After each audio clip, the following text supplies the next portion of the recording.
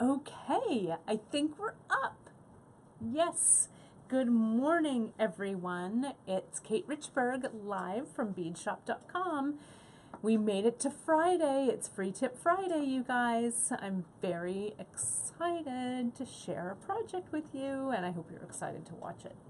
All right. Well, it's Kate Richberg in front of the camera, and I've got Grace to my left over here doing some filming and some moderating, so it's great to see you guys. How are we doing, Gracie? We're on? We're all good? I can see everyone responding here. Yay! Great. Got a bunch of hellos this Oh, morning. hello. Well, welcome. It's great to see everybody. Well, this project is going to be, I think, a really fun one for the weekend. And I was thinking, you know, again, it's October, so it's never too early to start thinking about, you know what I'm thinking, holiday gifts. Holiday gifts. But these go together really, really fast, and I'm going to show you some variations on a theme as well. Any questions or anything I should know so far, Gracie? No, but happy Friday the 13th. That's right. Muriel says hello. Hello. Happy Friday the 13th. Yes, and I don't know if you guys have checked it out, but if you've gone to our newsletter this morning, there is a Friday the 13th giveaway that's in there, but I'll let you go to your newsletter to find that out. If you haven't subscribed to our newsletter, run, don't walk. And you can find our newsletter subscription box right at beadshop.com, right on our homepage. So check that out. Yes, have you guys noticed? I'm wearing the Paladin with Stones, the one that we did on air, Emily and I. It's all finished and the project is up on the website. I really love it. I love this color. So yeah, it's really, I think it's a good one. And I just put on our little bracelet that we're going to be doing. And I also wanted to mention just real quick, you know, we're in the middle of some fires and things out here in Northern California, and I just wanted to say thank you so much for all of your good wishes. We are out of harm's way, but not out of smoke's way, so it's a little smoky and ashy down here, but of course, as always, our thoughts go out to our friends and colleagues in Northern California who are experiencing some hardship right now. But thank you so much for your kind thoughts and emails, and we are all good here at beadshop.com, so thank you. Yes, Gracie.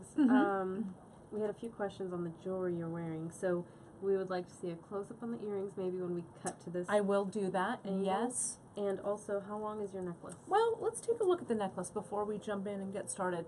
I think what Emily measured when we did this is about a 62-inch, 60-inch necklace, and it works real well for doubling over like so, or you could layer it long as well. So, but I think that the kind of the pattern, I guess, length calls for 62. Emily and I were talking about at least to get over your head, you want at least about a 28-incher to do that, but this one is about 60. And then I'll show you, some of you remember these from our Free Tip Friday a couple of weeks ago, and I'll show you those, and I can link that up too in the comments. We're missing Gita today. Gita emailed me and said that she has a Friday, I think, girlfriend hangout or something. Nice. So Gita, we miss you, but we'll see you next Wednesday. We're missing our A#1 linker, but we'll get it. I can always link it after the show as well. All right, well, Gracie, shall we move things around as I take off like all my jewelry so you guys can see it? And then we'll take a look at the project that we're making. But first, let's take a look at the jewelry a little more closely. These are a Free Tip Friday. I'm going to just double check. I'm going to pull it up on my computer just real quick like. Can I move them? You move them, yes, Gracie. And it's on the blog. If you search, I'm going to put that in and make sure that I'm not sending you on a wild goose chase. If you go to our blog, The Bead Table, and you can find a link to the blog on our homepage, or just Google The Bead Table, Bead Shop, The Bead Table. And I'm just checking to see, you know, I don't know if I linked those earrings as a Free Tip Friday, which, oh no, here they are. They're right here. It's Free Tip Friday, Making Wire Beads with Kate. It was on September 22nd, 2017. And if you go to the blog, if you go to our blog, The Bead Table, and you just put in the search, you put in Free Tip Friday, all of the Free Tip Friday blog posts that I've written will come up, and you can find all of those. And usually I've also embedded the video. But of course you can see all of our Free Tip Friday videos right on our YouTube channel at beadshop.com. And again, as well as on our blog. And if you go to our blog now, I've already started a blog about this one, the Sleek Stacker Bracelets. I'll update it after the broadcast with all of the stuff that we've used and things as well. So you won't be left hanging, and you'll be able to create some stuff, get your shopping lists and stuff as well from the ingredients lists that I post. Alrighty, so shall we take a look at what we're going to use today and the project kind of up close? So this is the project. Is this in the right place there, Gracie, for you? Perfect. Or I could move it around, or as long as you're happy with that. This is my Sleek Stacker Bracelet. And, oh, yes. Sorry, no. Sorry, it was my arm. Sorry. I wanted a Super Duos project, you guys. That's what this was all about, were Super Duos. And I was playing around a few weeks ago. Sometimes on the weekend I take projects home to kind of play around with. And I had brought some Super Duos home. And I was trying to think of something, because I love them, but I'm sometimes not altogether comfortable with using Super Duos, I'll be really honest. Because I love kind of their vintage shape, I love all of this, but sometimes they stymie me, and I think maybe it's because of the shape, right? It kind of has that diamond shape to it. So then I thought, well, wouldn't it make a great kind of vintagey looking piece, and if I just found a bead that I could work in with it. And honestly, all of the beads that I'm using today, the smaller beads, I think will work in with it pretty well. We got some new beads in, and you can find them in our gemstones. They are called cut cubes, and you guys may notice how strangely they look like our shadows, right? But there's a difference. The shadows are metal, that's these guys over here, and these cut cubes are a plated hematite bead. So these are actually stone, where these are metal. So they're kind of the same, but we got them in because we love shadows so much. We thought, why not have them in hematite as well? You know, why not? So the bead that I have in here is actually our hematite.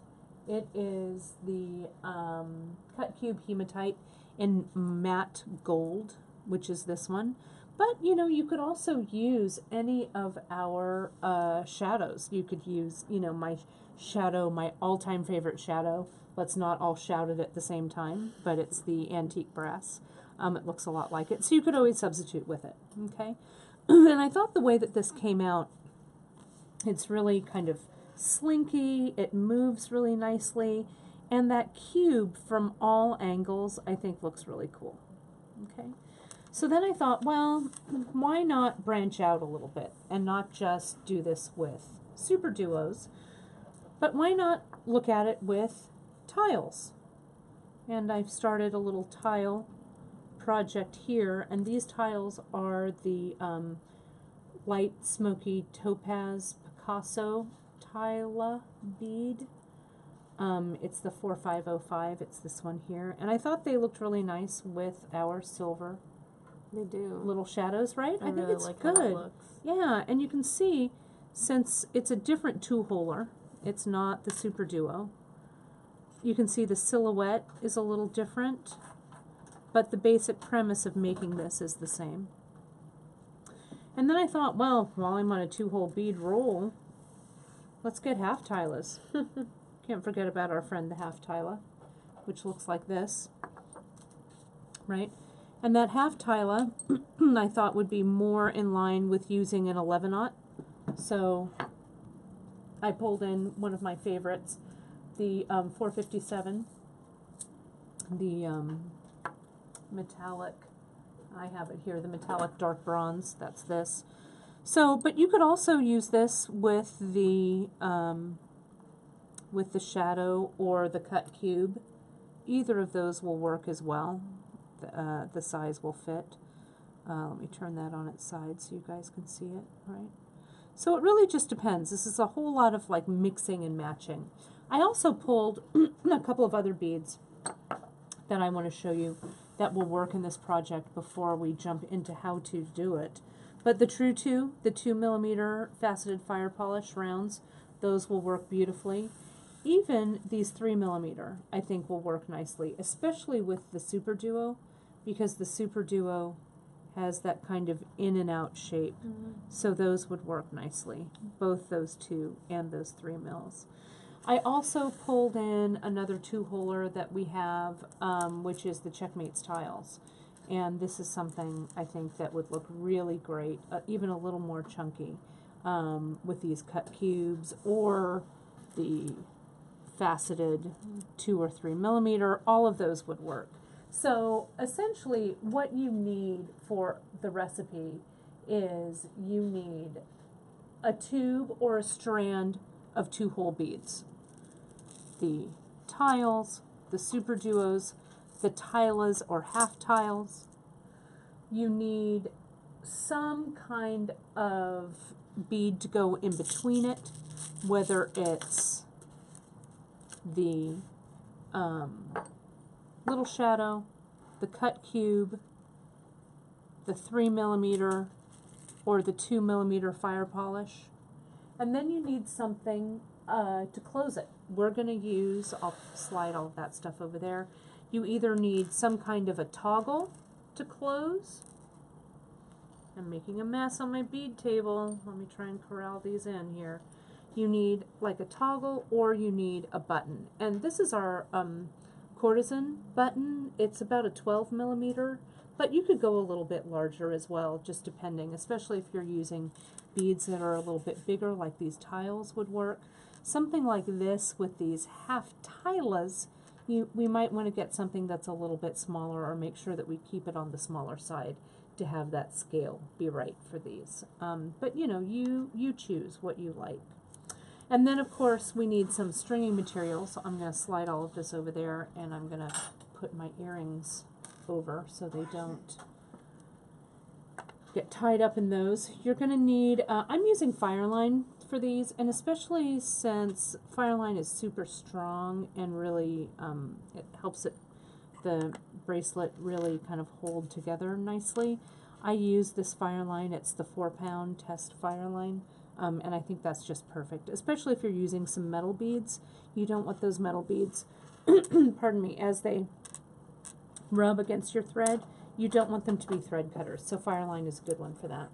Then I used some beeswax, and I used size 10 beading needles because I found that the holes in all of these beads were large enough to accommodate the beading needle going through several times. So that, I believe, is just about all we need, with the exception of if you're not doing this one that has the 11/aughts in it, you're going to still need some 11/aughts, because you're going to need that, especially if you're using the button.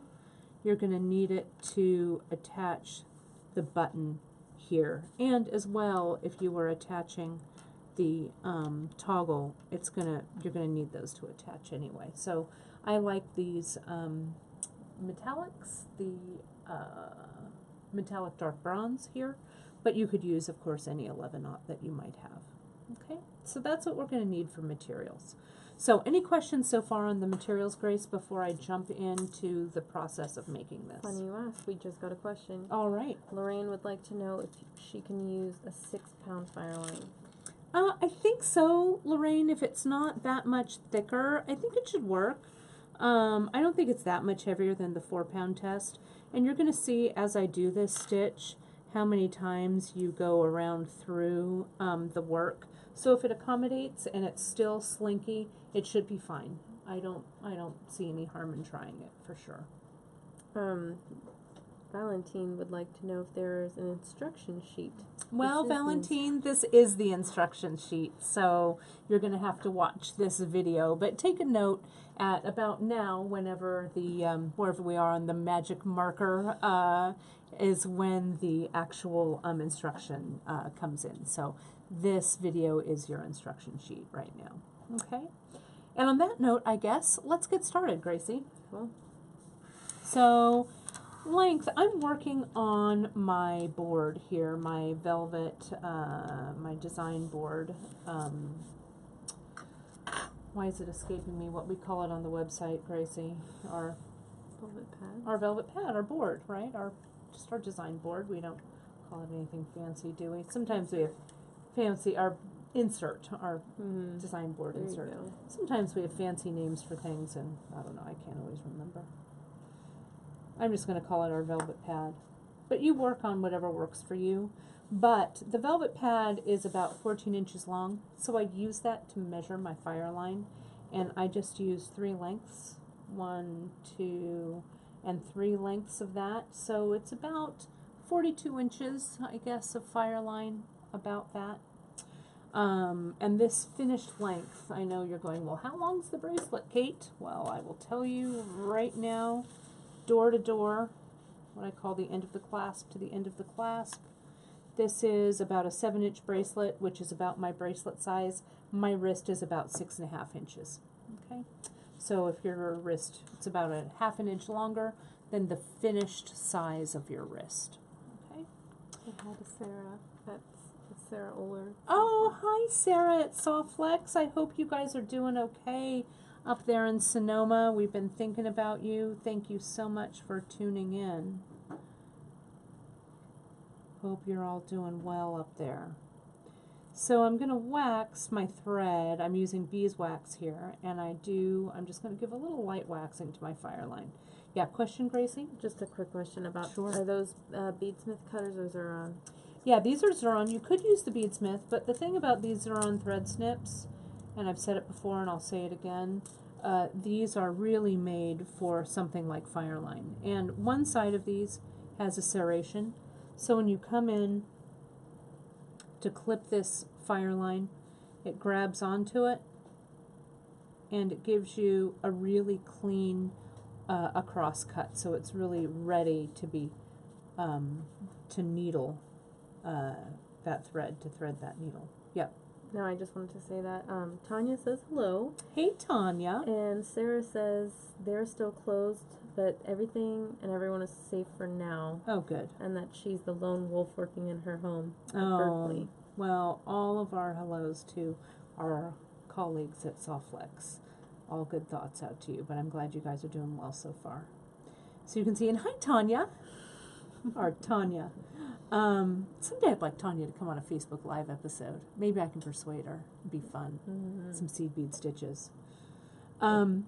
See how I've just needled that thread in the great tradition of Miss Emily Miller. Let me do it again so you guys can see it. I've pulled that Softflex, or not that Softflex, that fire line right up to my thumbnail, and I placed the eye of the needle right, I think I had it and I took it out. The eye of that needle right onto that fire line, and see how that just strings. And I can't see it all, you guys, so so it's really pretty easy. So now I'm going to give myself a tail of about, I don't know, however long this is, maybe 7 inches or so, because I'm going to use that tail to eventually come in and do either the loop part or the button part on this thing. So I'm going to give myself that length here. And then as I put on my first beads, and I'm just going to start with the Super Duo one, I'll put on my first 2 beads. And the stitch is really easy, you guys. When I was showing the ladies before we went on, Cara said, that stitch is just like life, Kate. You go around in circles. It's one big circle. And that is true. The stitch is just one big circle. So I'm going to leave myself another tail of about, I don't know, about 8 inches or so. And I put my 2 leading beads, my 2 beginning beads on. And I'm just going to go back around and form a circle. Okay? I'm going to slide those guys through. And we're going to circle it up like this. Okay, and I'm going to kind of push my beads together so that they're sitting side by side. So you can see that my thread is coming out of one end, and you can see these holes are next to each other. And I'm just going to put my needle back through the hole that has the thread coming out of it, that tail, and I come around. This may have a real seed bead stitch name, but if it does, I don't know what it's called. I'm just calling it circles. So now I'm ready. My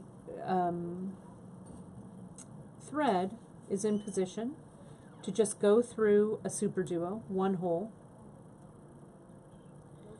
And see how that super duo just lines up? Now I'm going to come in, go down through the other hole,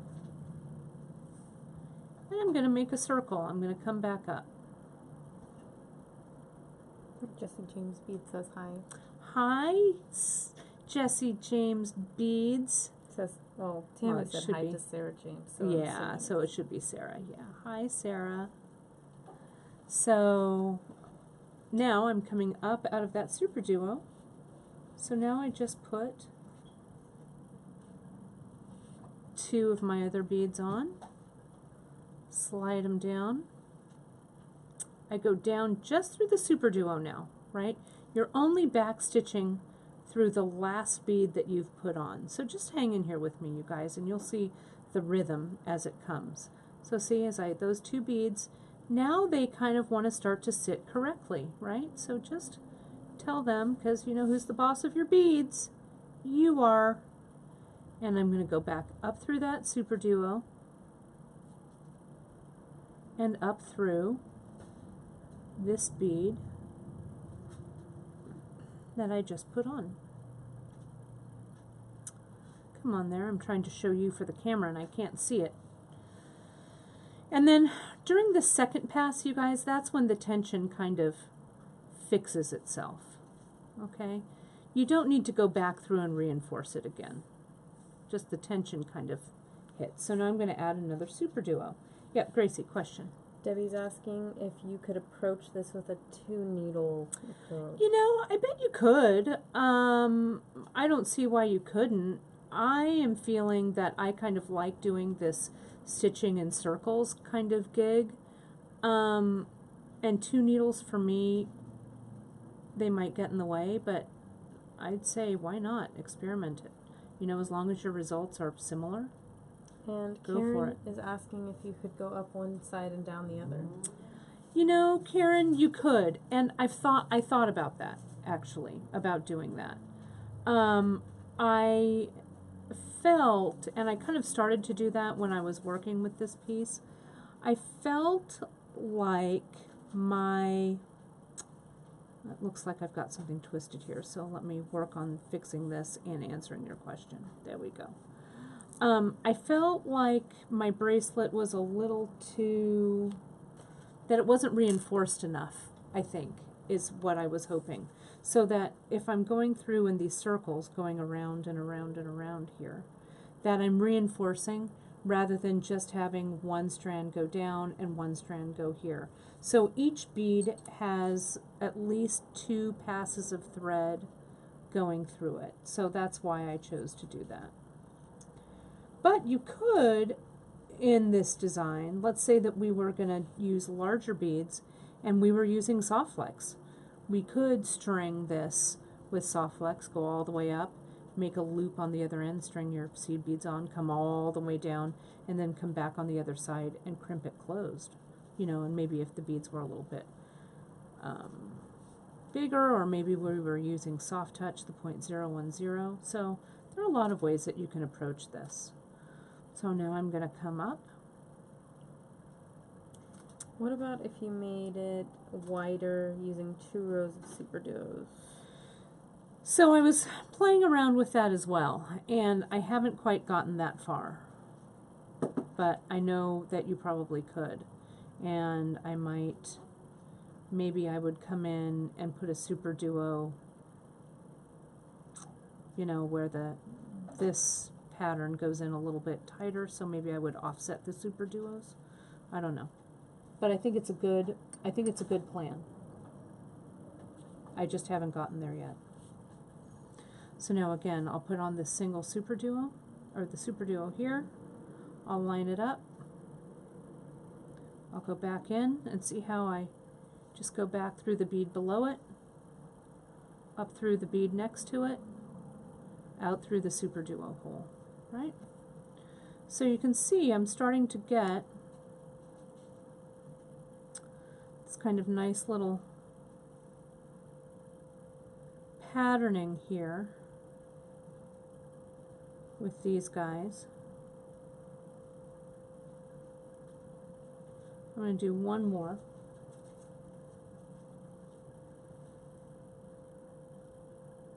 Just checking my guy.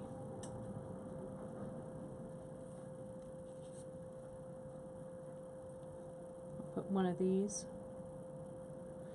And what you could also do, I want to show you, you can alter this pattern if you wanted your super duos or your edge beads to be out just a little bit more.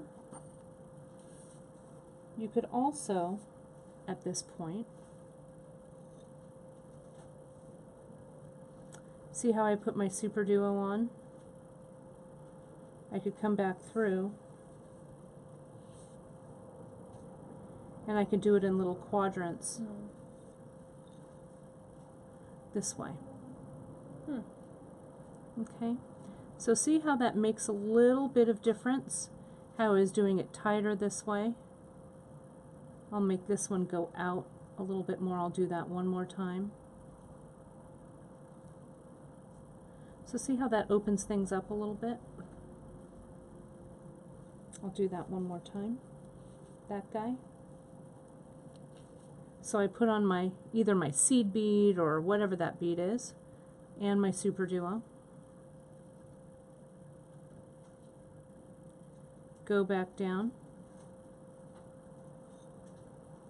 Add my bead, and then go all the way back through. So I'm going through a series of 3 beads, or 6 beads, but 3 holes at a time.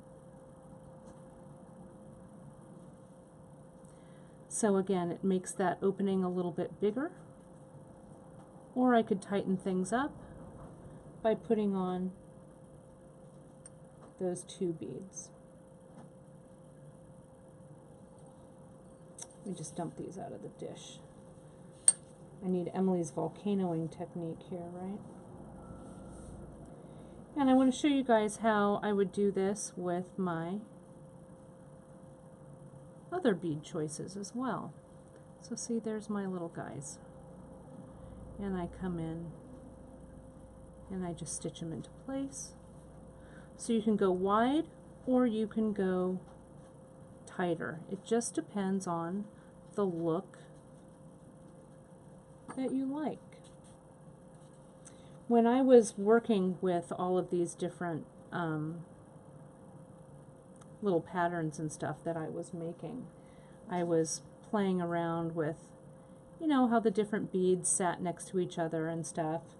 And I think, you know, sometimes if you're not really sure what you want to make, or if you want to be kind of creative and invent, just get 2 or 3 beads like this and just start your stitching. I'll put this down so you guys can see.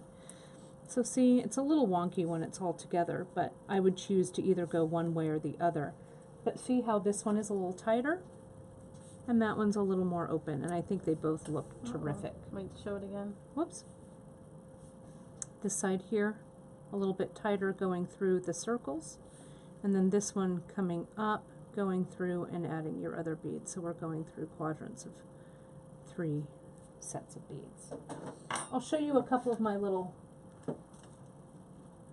mistakes, not mistakes, but so see how I started to work in, I don't know, maybe adding an 11-aught on the end, and I started to do some other kind of wonkiness here, but we'll see, you know, but these are just, these go in the mistakes jar, right, or the Emily's jar, right, those little guys. So I'm kind of playing around. This is kind of a cool little pattern as well with that. So, but let's take a look at using our other beads for this as well. Same stitch, just different bead. Let's look at these half tiles, or these tilas rather, and then we'll move to the half tilas. Here's my shadow. Looks like that cube that I was using, that cut cube. But this tila bead is the Picasso Light Smoky Topaz. Really beautiful. And so I've started it the same way. I put on my 2 beads, went around again, and then just started stitching in big circles. So now it's time to put on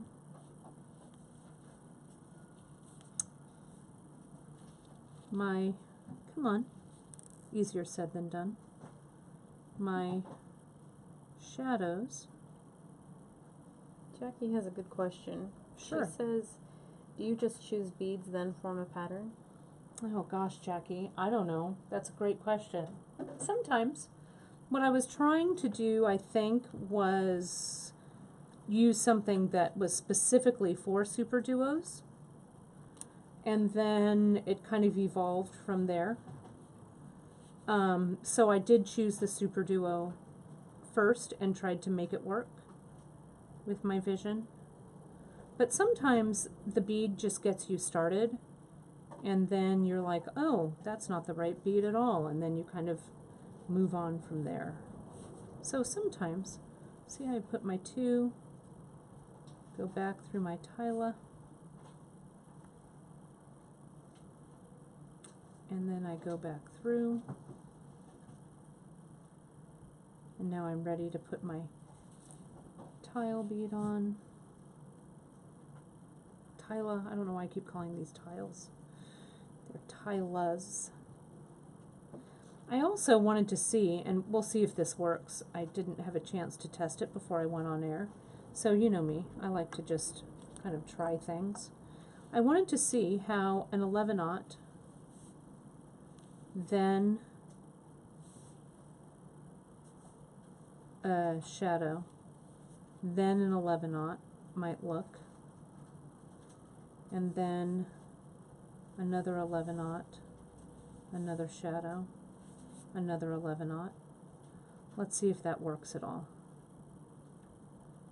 Oh, that doesn't look too bad. Look at that. Then you go back, you've got to kind of go back through all 3. It's a little bit of a pain, but not too bad. And then we can put on our tila. Gives a little more of what Janice likes to call air around the beads. Oops. Angela was saying she'd like to find a simple tila bead earring design, and she said maybe this but shorter would work. Yeah, look at how nice those look. Look at that.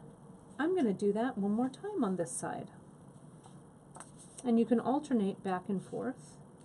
It kind of looks like little crowns. Yeah, Angela, and you know what you could do? You could even try this on, I don't know, head pins maybe, and then loop it or something. I don't know. Go back through. The possibilities are, you guys, indeed endless. But this is what I do at night when I'm watching TV with my husband. I can't always just watch TV. Sometimes my hands have to be working. So I work out these patterns in my head. So I'll put on my tila. I'll come back through and then go back down. So all you're doing, you guys, is you're creating circles, except I went through the bead. So I need to back that out. That's okay. Emily's little tip, and it was, I don't know who gave us this tip. It was on one of our Facebook Lives, is to back the needle out eye first so you don't split anything. So see that? Just eye first. Now I'll correct it. You have a question, Gracie? Yes. Is 1 tube of tiles or half tiles enough for an 8-inch Oh, bracelet? yeah, I think so. Yeah, because look, I've got this much already. Let me measure it. That's almost 4 inches that I've got here. And see, I haven't even dumped out the whole tube. So plenty, plenty, plenty. I like it with the seed beads. I like this variation on a theme. What do you think about that? Those are good. But I like this too, this plain one. So, I don't know, maybe this could be like the center portion, and then you do them plain out here. You know, whatever. Whatever works for you. Well, when they were talking about earrings, they were saying three bead picot on the end. Oh to yeah. finish it off. Yeah, 3-bead picot. You guys know that 3-bead picot, right? 1, 2, 3. 1 up. You could even do tassels and then, like, with beads strung down from it, and then do the picot at the end, go up through those string beads. You can do, like... Yeah. I mean, it would be. So there's our little... Oops. Right? We could just do our little closure that way.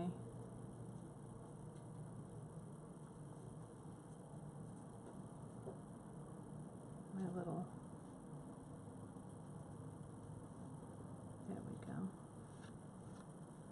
Something like that anyway. Yeah, it would look really great. I'm going to pull these out. There we go. But yeah, that would be a really fun, that'd be a fun kind of vintage feel. Because I feel like this little connection here is kind of vintagey. And I may pull this out, or maybe I'll make a second one like that. I don't know, but I like that a lot. Then here's this last one that I did with the half tilas, and that's these guys here. Okay. Now the half tila, again, I started the same way with 2 beads. Whoops. Everybody's getting tangled because I've got all these threads. Let me scoot all this over. Pull these down. Get a few of these guys. There we go. So you can see, it's really the same thing. Half tila, put it on, go back through the half tila hole, down through the 11/0,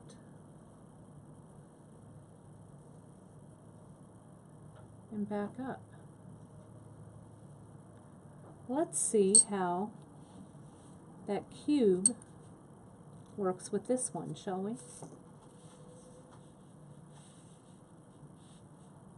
And one of these, and one of these, and one of these.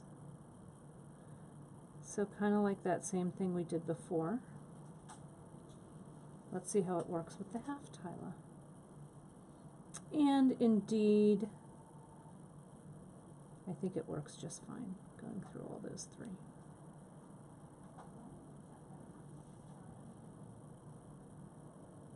Look at that.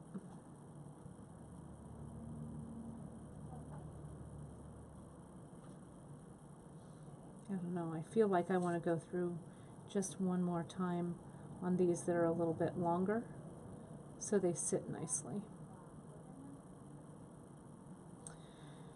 And you could also mix up your 2 holes, right? We don't have to be hemmed in. There we go. By our using just one type of 2 hole. Let me use just the mix and match the tile and tila. Your mom wants to put in some size 15 seat beads. My mom's crazy, and she's been talking to Emily Miller, I bet. You guys like those tiny ones. Look at that. Look at how. So I'm going to do this little thing one more time.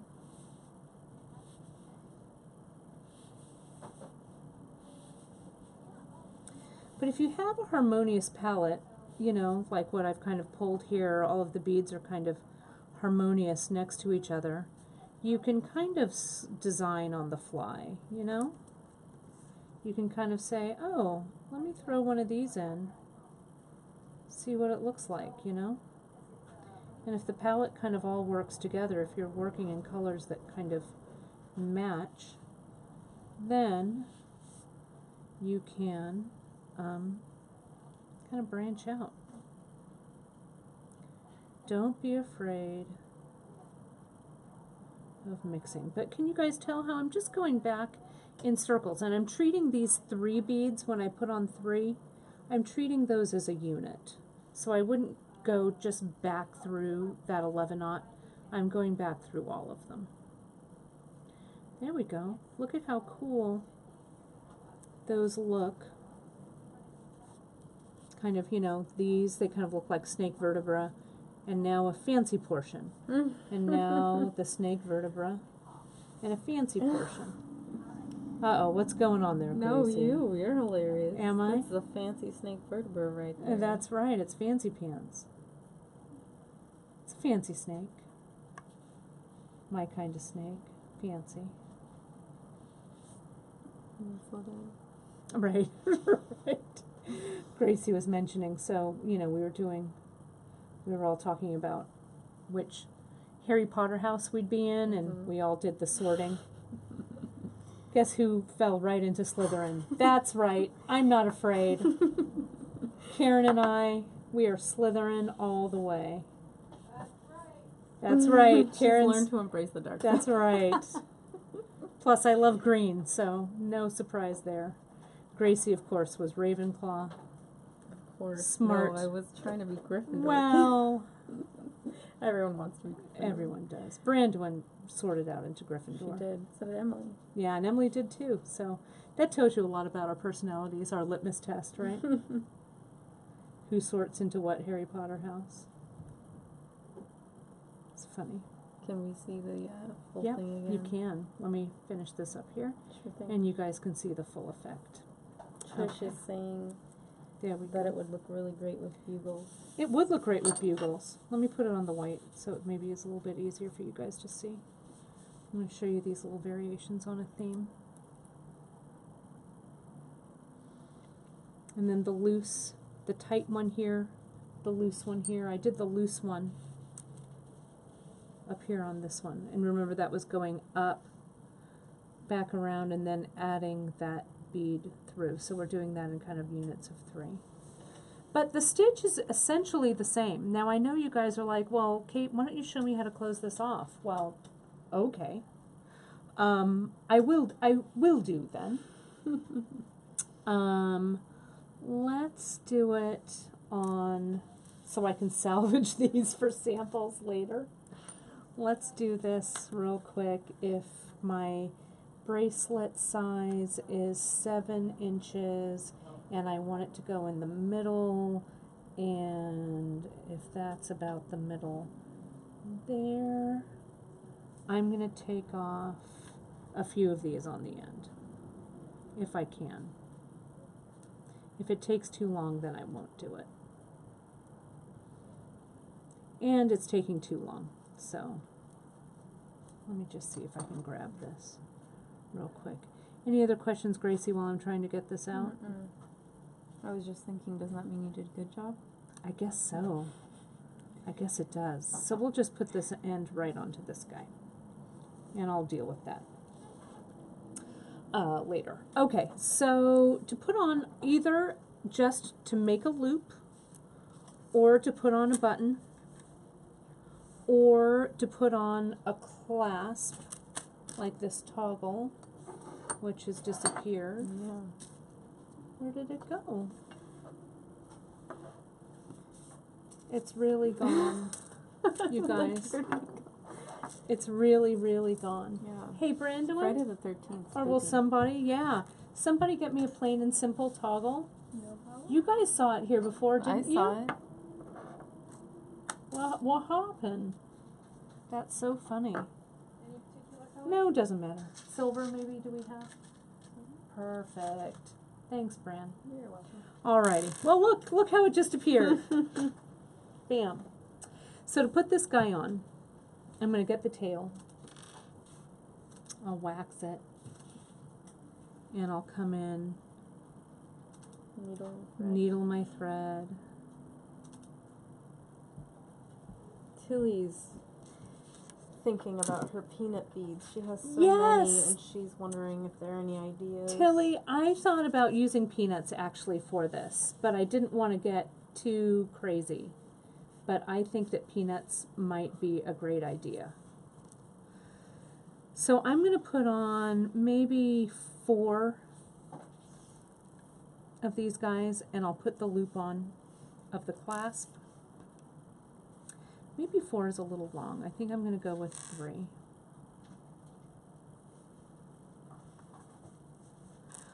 I'll put on my clasp, my loop. Now, if this were a button, I would just slide the button on, and for the button I put on 2, 4, 6, I put on 8 beads. But for the toggle, I'm going to put on 3, then slide the toggle on, and put on, and put on 3. Then what I do here is I go back through, and then I tighten everything up, okay? And I'm going to go through that section, I don't know, maybe 3 times. So I go back through,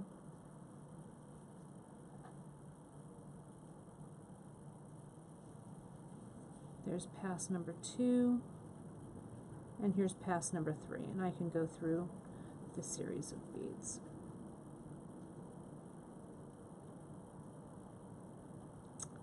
Narita is saying that peanuts are good to use to make bracelets or necklaces with right angle weave. Oh. And then she said you can come back with 2 or 3 millimeter crystals, adding them in spaces. That's kind of cool. That is kind of cool. You know, I need to explore a little more right angle weave. I had so much fun learning it with Emily. So here's this. Now I've come back here, and what I'm going to do is I'm going to do that little tie off where I do a little kind of half hitch and around the thread in there, and I'm going to pass it through again.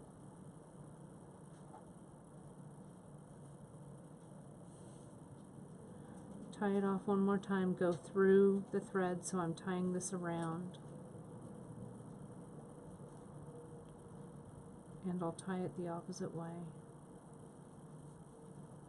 I could put a couple of dots of glue on these knots, but I'm not going to. It's nice and waxed and stuff. Whoops, you don't want to. I've caught my thread here, so you want to really be mindful of not catching your thread like I just did when you're tying your knot. There you go. Now maybe I'll just kind of have it go through maybe this way and maybe like this. Then I'll cut it off.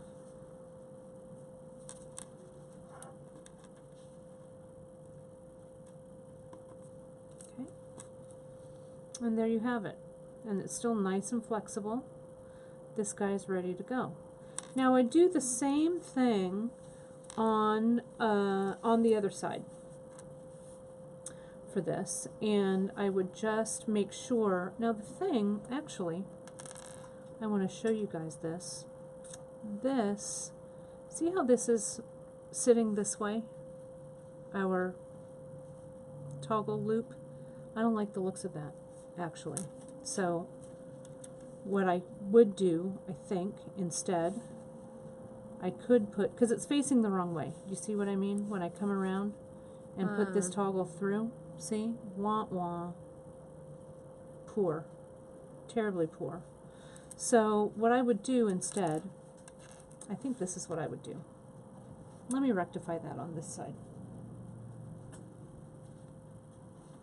This is what happens on Free Tip Friday when we plan a little less. We learn a few more lessons, but I like learning those beading lessons. I'm not afraid. Let's put a clasp on this end, just so you guys can see what I might do. There's no crying in seed beads.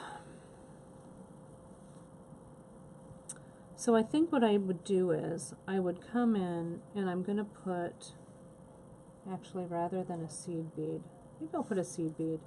I'm going to put one of these guys, these little cube beads. Then what did I say? 3 seed beads before the toggle. 1, 2, 3. Then the loop part of the toggle, or the toggle bar of the toggle. And then 3. Jen was saying, how about a jump ring?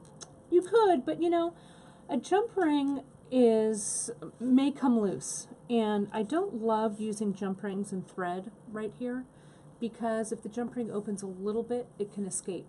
That jump ring can just fall right off. So this is what I'm thinking. I'm going to go back through and see how I have that shadow. Well, it's not a shadow, it's that cut cube.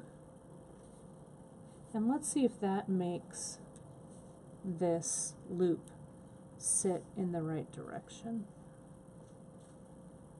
Yeah. Look at that. So then, so see this closure?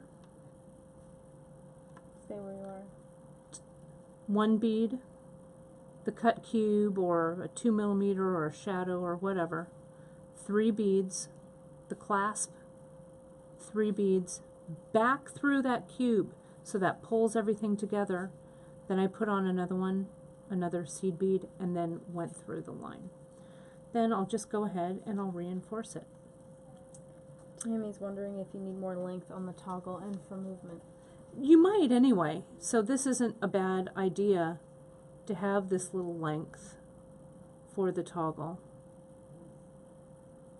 And see, I just come up through, and I would probably go back through 3 times, but I'll just go back through twice on this one. Karen says she uses a double jump ring so it doesn't open. Sure, you could use like a split ring. By all means, you certainly could. You do you. That will work. You could also, you know, you could make a little wire wrap. I know that's what Janice would probably do, is use heavier gauge wire and wire wrap that sucker. So there you go. Can you see how you can kind of move this little loop around, has a little more movement? Then when you go ahead to put it in that loop, how everything would sit correctly. And I would do that same thing with this loop. It's a little stiff. It's a little stiff. Okay, but with the button, you can see that the button, the shank on the button is kind of multi-directional. So can you see how that loop I just went through, with that button, it's sitting in the right direction. And then the loop, what I did, I just put on enough seed beads, and I kept measuring it, you know, around the button until I was satisfied with the number of seed beads on there. So it was tight, but not so tight that I was putting undue stress on the loop when I pulled it out.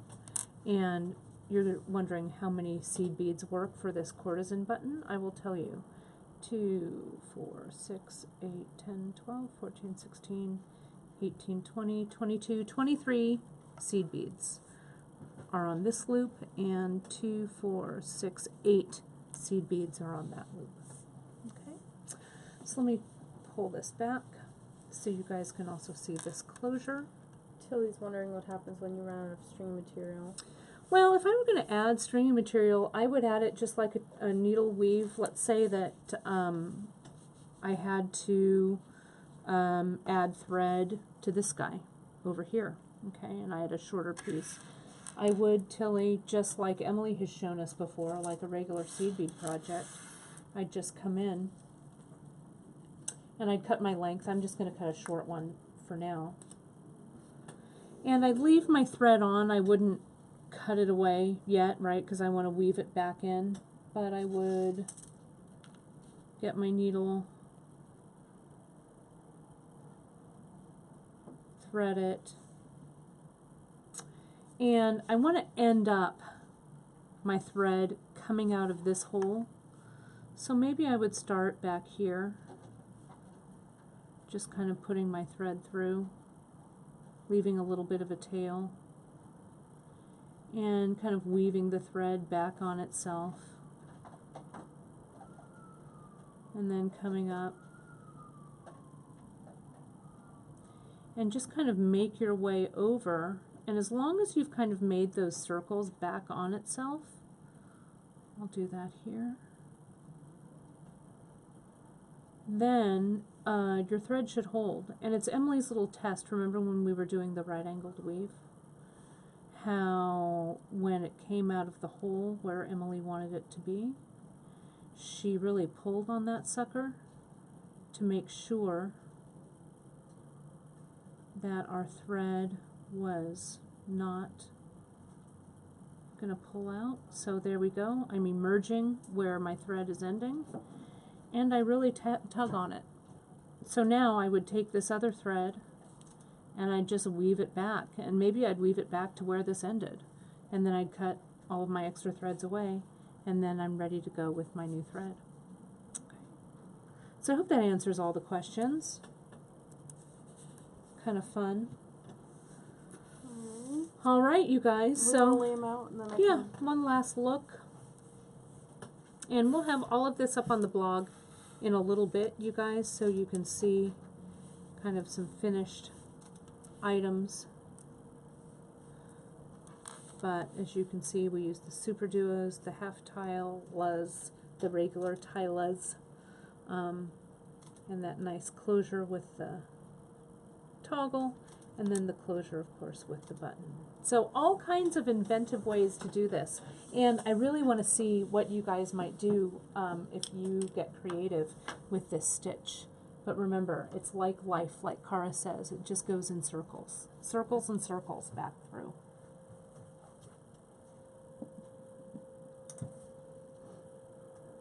Okay. All right, I hope you had fun. That was super fun. I'm going to make a whole bunch of these stacks. I'm going to put this one back on. These would look nice with just a wrap bracelet. There we go. I like the button and loop. I like the toggle too, but I think the button and loop is my favorite closure. But it just depends. But I like the way, the little addition that the button gives it. Marita says it's a great way to use up small amounts of 2-hole beads. Yeah, it is, because you could mix, right, the 2-hole beads all the way along. It doesn't have to be the same bead. So again, I want to see what you guys make. You can always email me at kate@beadshop.com. I think that does it. That's a wrap for this Free Tip Friday. I wanted to mention, those of you who are watching this today, it's Friday the 13th. Double check your newsletters, because we have a Friday the 13th offer in there, a little giveaway for you. As well as I wanted to mention, Janice is having a special broadcast tomorrow. She has a bead group at her house, and she is going to go on at 10:30 Pacific, 1:30 Eastern time, and she's going to be doing some measuring. We talked about it this week on Free Tip Friday, or on Facebook Live. We've also done it before for you, but she wanted to give a little refresher on how to find your perfect lengths. So you can tune in there, or you can see the replay on our Facebook page or on our YouTube channel at beadshop.com. All right, well, have a safe, creative, and fun weekend. Thank you always for tuning in, and we'll see you on Wednesday when Emily and I bring out an old favorite, which is memory wire. All right, you guys, have a great weekend. We'll see you then.